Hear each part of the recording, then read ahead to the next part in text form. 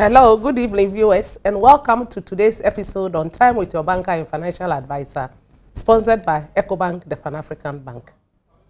Today, we are going to look at why UT Bank and Capital Bank got sold out to GC Bank, and whether Bank of Ghana has that authority. With me on the discussion is Mr. Philip Boabin, formerly of National Banking College. He used to be the principal of the National Banking College. He's a chartered banker and a renowned lawyer. Stay glued to your seat. We'll be right back after the short break.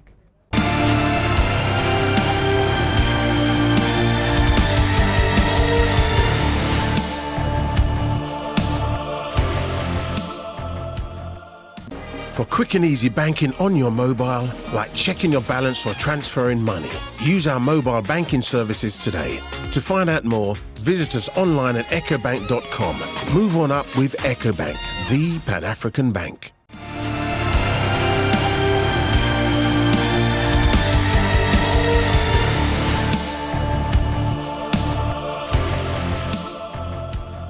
Welcome back, viewers, to today's episode of Time with Your Banker and Financial Advisor.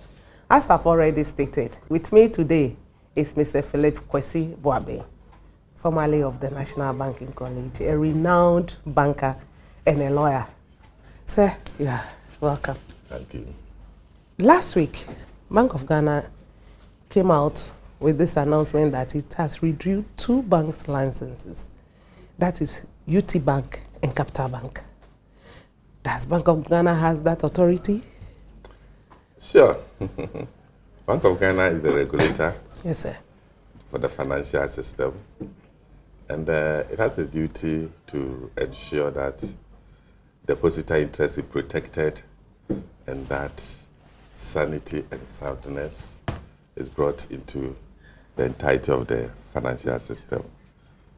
So it drew its authority from the new banking act, which is called the Banks and Specialized Deposit Taking Institutions Act 2016. And I will quick to say that this is the first major test of this rather very new act. So Bank of Ghana has authority to withdraw license of any financial institution? Yes, of course. Because he's the regulator. Yes, and in the first place, he even issued the license. The license, yes. Per certain conditions, anyway. What are the conditions? As I said, the new act, really give the Bank of Ghana, I may say, very sweeping powers in handling such situations. If we may contrast with the old Banking Act 2004. And what was that act saying?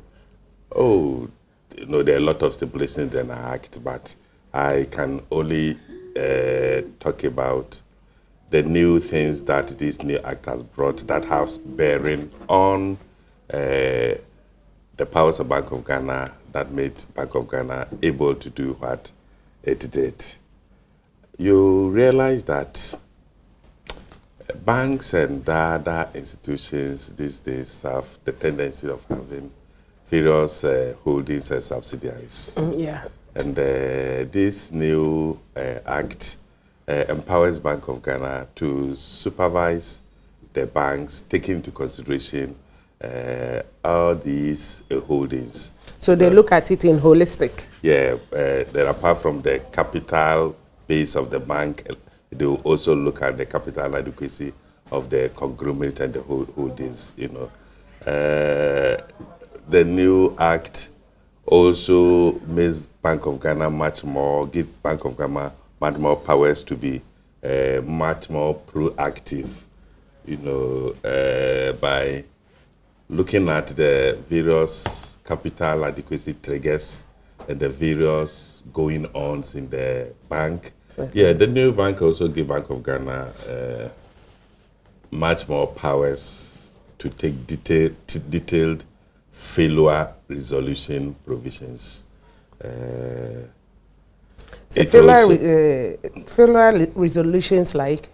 Yeah, like what they did where you have the option to appoint an official administrator,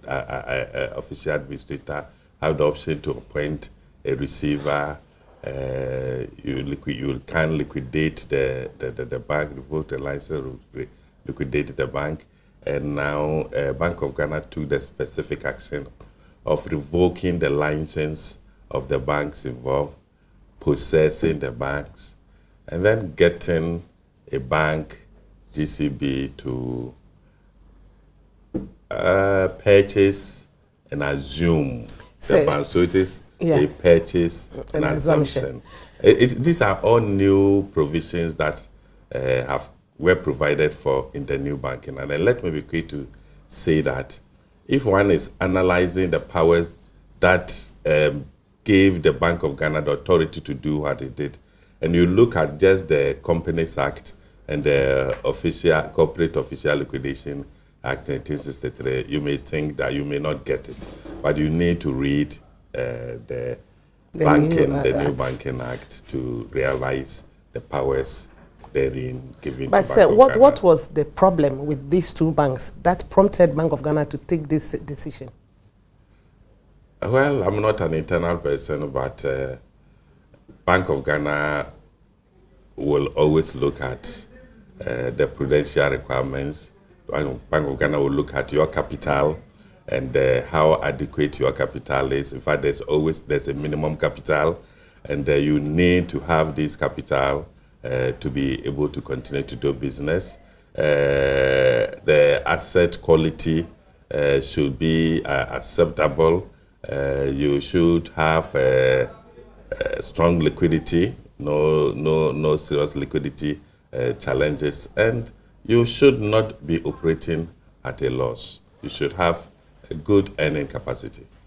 And if all this contrive together to jeopardize the monies and the interest of the depositors, then Bank of Ghana, as the regulator, needs to come in to ensure that the depositors' monies are protected, and also for the soundness, safety of the banking system. So, but you look at the banks being regulated by Bank of Ghana. Bank of Ghana they have the banking supervision department that regularly does checks on these banks. And if you look, what I don't understand is that why will Bank of Ghana wait for a bank to get to an extent of it getting itself involved or entangled in a whole lot of liquidity issues before it stamps its authority? This is a question that everybody will ask, but I can assure you, Bank of Ghana will not just wake up one fine morning and say that I'm liquidity and bank. There is, Bank of Ghana, through its supervision, have various mechanisms of supervising and monitoring the activities of banks. There's a combination of on-site where the banking supervision department go there to these banks to actually hands-on observe what is going and take down, be able to know what's actually going on, apart from the various returns that we call the prudential returns that are set. So by this, Bank of Ghana will know the banks that have problems. They will sit down with the senior management of the banks and advise them, ensure that they put measures in place. But who composes the senior management of a bank? Because the senior management of a bank may differ from bank to bank, but of course, the members who go for executive meetings and executive meetings are senior members of the bank. But the issue is that if you look at, I'm coming from a banker's aspect, not from a customer's aspect. We call something corporate governance. If you have been entrusted with a property and a whole property like a bank, I expect that that these two banks should have the requisite experience, bankers or management to manage it. Because if you look at the way things have gone haywire, until Bank of Ghana comes in to come and stamp its authority, if something has been done earlier, it wouldn't have gotten to this far. What do you mean by something has been done earlier? That is the Bank of Ghana intervening earlier. Or putting the whip down. Because if you look... I've already said that. Bank of Ghana will sit down with the management, ensure that they put in the appropriate measures, sanction them. Sometimes there are penalties to that effect. And they do all this to ensure that the system is not disrupted. You see, if a bank should have problem and immediately you go in without trying to help resolve the issue and withdraw the license, that the effect that will have on the bank, the depositors, and the entirety of the financial system can be catastrophic. That's the reason why Bank of Ghana would not be too happy to immediately want to go in to revoke the license. But Bank of Ghana will do all what it can with the management of the bank internally, give them timelines to respond to session lapses, and after all this is done, the Bank of Ghana now, as a last resort, will revoke the license as they did. But again, with this, because the Bank of Ghana wanted a softer landing, so to say, for the depositors, the arrangement was a purchase and assumption arrangement, so that the GCB Bank takes over the depositors of the two banks. And depositors are not in any way, their funds are in any way not going to be in jeopardy. Yes, now, if you bank with Capital Bank, you now bank with GCB Bank. I had an account with Capital Bank, and now I receive text messages coming from GCB Bank. Viewers, we'll be right back after this short break. This program is sponsored by EcoBank, the Pan-African Bank.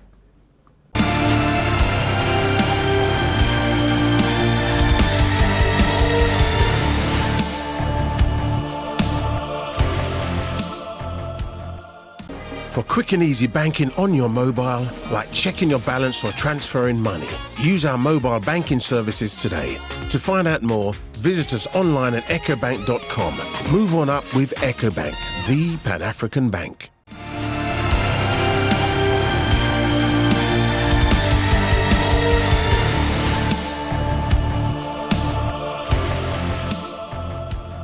Welcome back, viewers. This program is sponsored by EcoBank, the Pan-African Bank, and supported by Belacqua and Eddie's Pizza. Eddie's Pizza. You can locate Eddie's Pizza on the Ring Road in Tema, East Legon, Spintex, Dansoma, and Wager. If you want mouth-watering, sumptuous pizza, check out Ed Pizza. Say, somebody will ask why Bank of Ghana withdrew their license or closed these two banks instead of giving them other options, alternative options like maybe restructuring, because I remember Cooperative Bank was restructured twice before it was finally liquidated. Bank of Ghana could have done something, giving them money in the form of soft loan so that they can get themselves organized and then maybe repay. Betty, what Bank of Ghana did on the quiet internally with the two banks, me and you were not there. Anyway, help keep the bank secret. I believe. You know, there is this adage, if they need not know, don't tell them. Help keep the bank secret. I have the reasonable belief. Okay. That, and at least some information that I become privy to the fact that the problem did not start today. Okay. And Bank of Ghana made all efforts to put these banks on their feet. But still, including, you know, Bank of Ghana is the lender of last resort. Yes, that's why I was asking why they didn't lend them money. When a bank is in liquidity problems, Bank of Ghana goes in there. I can assure you, Bank of Ghana did their best. Did provide some internal liquidity solutions to these banks. And Bank of Ghana, when they find out that the capital of these banks were dwindling out, Bank of Ghana did not just wake up one morning and say, we are revoking our licenses. Bank of Ghana sat down with them, asked them to bring their plan to capitalize, to enable them bring themselves to the level that is acceptable. You know, they will go, they will come back, they will go, they will come back.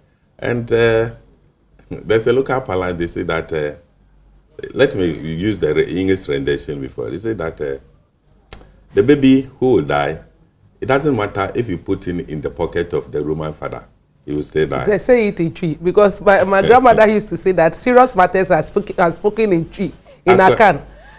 Akwara wayare ube uno. Emfa say o se Roman father buto. Obenye uke. I see. So there's a lot that Bank of Ghana did internally to survey the situation. But when things seem not to have been going so well and Bank of Ghana will not continue to tolerate this, the Bank of Ghana had no option, to the best of my knowledge, to revoke. But why GCB Bank and not any other bank? Because somebody will say there is partiality here, because GCB Bank is Ghana's bank. There are other banks with bigger portfolio. Again, let us see whether Bank of Ghana acted in accordance with the law. Okay. Section 54. All right. Of the law. I mean, okay. we call it the banks and specialized deposit. The SDIs. Institution taking. Yeah. The SDIs, yes. 2016. Section 54. Provide a criteria for that Bank of Ghana will consider when it comes to set issues like mergers and acquisition, possessions, and other things. One, it will look at the acquiring institution and look at its financial and managerial capacity. And that is one. It will look at the effect of that purchase or acquisition on the competition within the industry. Is it going to create a monopoly that will be to the disadvantage of the entirety of the industry? So Bank of Ghana itself likes the competition among the banks? Oh, why not? Competition in the banks is good. It is supposed to bring prices down. It's supposed to... Competition in the bank. No, Bank of Ghana will never protect monopoly or possibly even oligopoly. And it brings out the best. Sure. And to the benefit of the customer. Sure. It also takes into consideration the interest of the local people, the community that the banks intend to serve. So here, the interest of Ghanaians, yes. It also takes into consideration that there's also some money laundering considerations. To also see whether the acquiring bank, the size and other things may facilitate money laundering. It's all in Section 55. So again, Bank of Ghana going by Section 54 of the new Banking Act. So GCB qualified to take over. So it was not a selective kind of thing Bank of Ghana did. That he looked at the banks and decided that, hey, GCB, you take over. Oh, I don't think that I'm told, and I believe same to be true, that there were other bidders.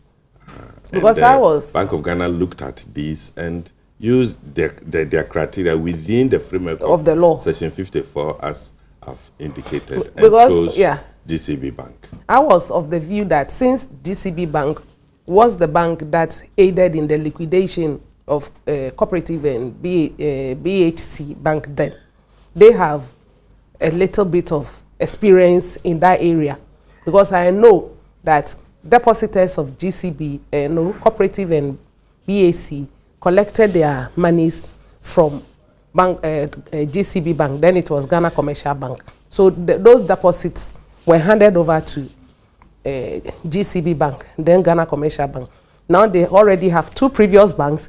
They are having another 2 banks. So their portfolio should be very big. I don't want to go there. I don't want to go to the liquidation of Bank for Housing and Construction and cooperative banks. No, they are dead and gone. Long ago. And the procedure for the Bank of Ghana coming in to resolve the issue were different.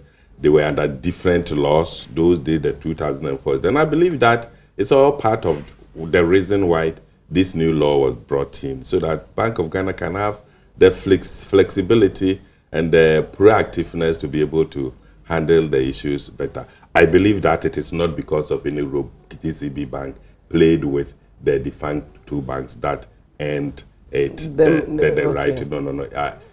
To the best of my knowledge, it has nothing to do with that. In fact, it is not part of the considerations that the law stipulates. So then they are now working within the 2016 law that has just been enacted, and I don't think most Ghanaians are even aware of this law.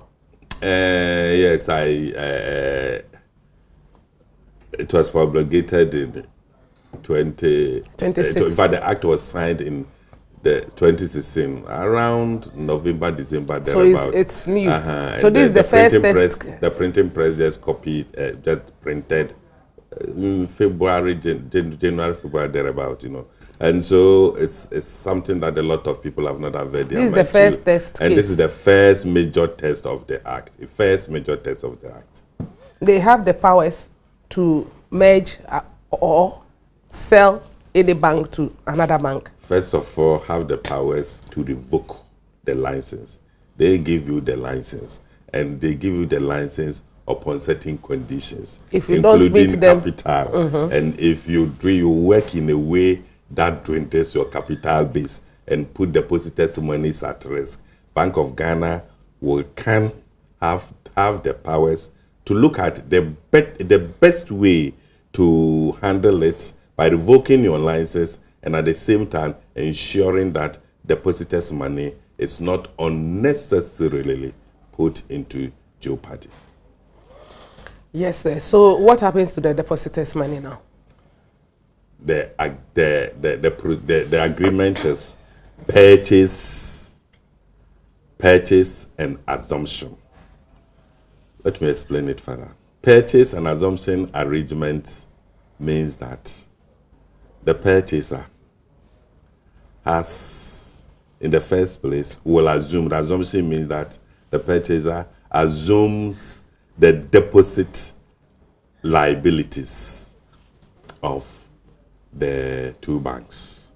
So if you are a depositor of Capital Bank, you are now a depositor of GCB. A depositor of GCB. So GCB Bank takes all the deposit liabilities. GCB Bank purchases some, not all, of the assets. Why not? Why are they being selective? Well, I am coming to buy. When I go to the market and I went to buy, I can decide to buy this tomato, and not that tomato. And then when you go home as the tomato owner, you can decide to either use the spoiled one for other use, or gift it, or reduce the price drastically and sell. So they decided what they want. Yes, they or what they wanted. Yes, they will value. They value the assets. I mean, initial, you say, and then you are taking over all the deposit liabilities. There are certain assets that you would not want to.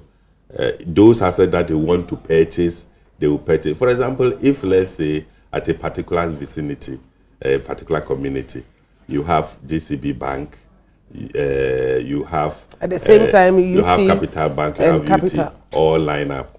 I don't think that it will make economic sense for GCB Bank to keep all 3 banks, to keep all 3, to buy all the 3 banks. You buy possibly one of them, or decide that no, we are not going to buy any one of them. Use our branch. Yes, we will use our branch and possibly use some of the bank staff there. So It was an arrangement that was to ensure a smooth takeover from the two banks without jeopardizing the interest of the stakeholders, and also bringing so much within the system, so brings up stability in the system, so there wouldn't be so much chaos into the financial system. Thank you for coming, sir. A lot of questions are in the minds of Ghanaians. Well, it is that needs to be addressed. It is law. It is law, and I'm talking about what the law requires me to say. It may not be too pleasant, but unfortunately, it is the law, and that is what I need to say. We'll come back. If you have any problem, go to the law. I should read the law. I go to the law, but I don't see the problem with the law as it stands. Viewers, this is where we'll end today's episode on Time with your Banker and Financial Advisor, sponsored by EcoBank, the Pan-African Bank, and supported by Belacqua and Edis Pizza. We've been discussing why Bank of Ghana revoked the licenses of two banks, UT Bank and Capital Bank.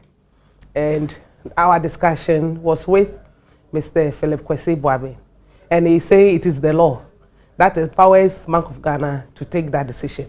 But I have a view that Bank of Ghana, being a supervisor, should have started checking on these two banks long back. And he is saying they've been on them several times. So it is not something that started today. They have tried all their best to have the issues resolved, and nothing good came out of it. So the last resolution was to revoke their licenses. We are still on it. I still have some pertinent questions to ask Mr. Kwesi Boabe. He being a lawyer as he is and a renowned banker. Watch me same time next week on Time with your Banker and Financial Advisor, as we still deliberate on the reasons why UT and Capital Bank licenses were revoked. Stay glued to your state. I'm your banker and presenter, Betty Ayi.